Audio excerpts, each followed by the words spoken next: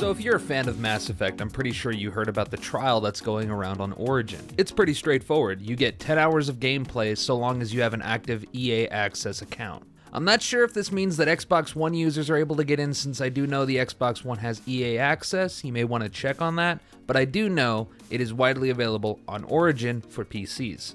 Okay, so what? It's out, 10 hours free, what's the harm in that? And it isn't necessarily the actual process of them getting this out to us to, in a sense, get a taste of the game before we actually purchase the game. It's the very sorry state of certain elements of the game that you could almost call quintessential to the actual experience. So if you're at all interested in this game, I am sure you have seen plenty of the lip syncing, the stilted animation, and some issues with characters expressing emotions in a way that is real?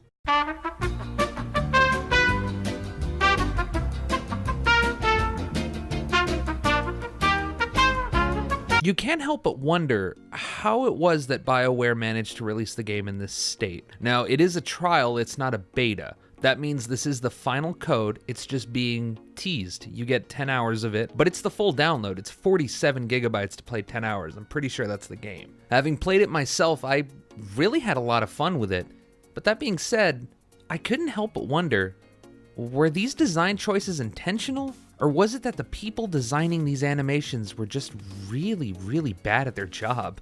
As with any game development, there are certain priorities that game designers make as main points. And if you actually go back and check out any of the interviews, the main touting point that they like to point out is how expansive the game is going to be. They tout the number of NPCs, the number of planets, the number of hours it will take for you to complete the game 100%. And that leads me to believe that maybe this was a focus on scale versus quality. Would I have been willing to skim off content in order to get better quality of content? Now, I can't speak for the totality of the game naturally, because I haven't played the entire game and I haven't gone through the entire thing. But that being said, I believe it's very telling of the fact that these opening hours, these very important moments when the highest margin of your players are going to be playing your game, would have such a high percentage of animations just look so poor. And there's really no other way to describe it. It's just poor.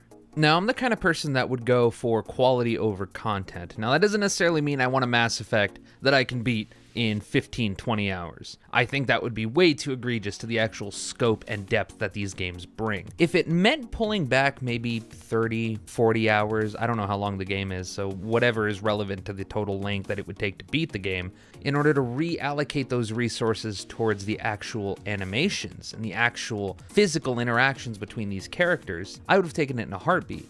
Because as is, I can see that the game is just an ocean of content, but it's not a very pretty ocean. The actual level design, the actual graphical fidelity of this game, at times can be absolutely awe-inspiring. I am dead serious. Like, there's points in this game where I can't believe it.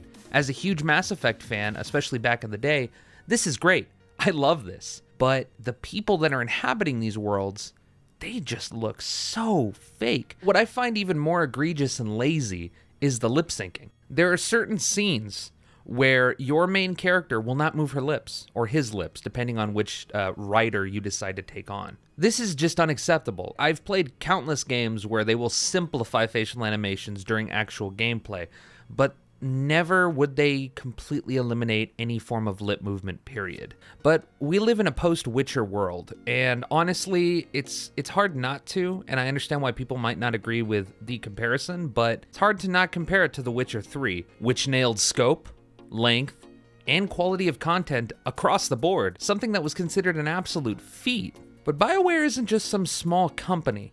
They're incredibly large at this point, and the actual budget of the game was around $40 million. For the exception of the mouth moving, it seems like no other effort has gone into when blinking makes sense, when movement of eyebrows makes sense, when crinkling of the forehead makes sense.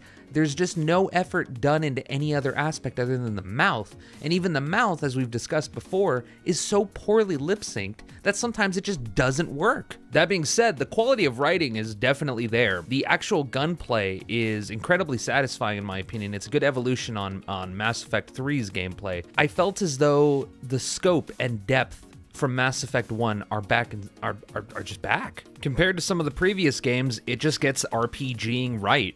There's plenty of crafting, there's plenty of stat allocations, there's upgrading your characters. It's just great. It's just I love it. Love it. That aspect, the gameplay, the gunplay, love it.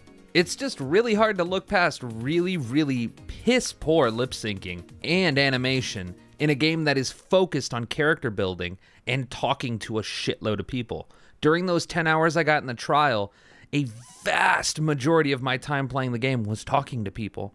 And if talking to anybody is just borderline uncanny valley territory reaching, it just gets hard to enjoy. And that really is a shame because the voice acting, the storylines, it's just so engrossing. I love it. It's old Mass Effect. It's fantastic. Nothing has been diluted at all. In fact, it's been expanded upon. But I just... So yes, the faces lack emotion, and that can really, really screw up with your ability to enjoy a game that's almost entirely centered around your ability to connect with these characters. But what do you think? Are you gonna let some really shitty animations mess with your ability to enjoy Mass Effect Andromeda? Were you planning on getting Mass Effect Andromeda? Or did this really kill it for you? Let me know down in the comments below. If you like this video and you like the way I do my stuff and you're like, hey, this guy is pretty cool, make sure to subscribe. That'd be totally awesome. Leave a comment below. That is also awesome. I love engaging with anybody who has a dissenting or similar opinion. Anyway, guys, I will catch you the next time we interact.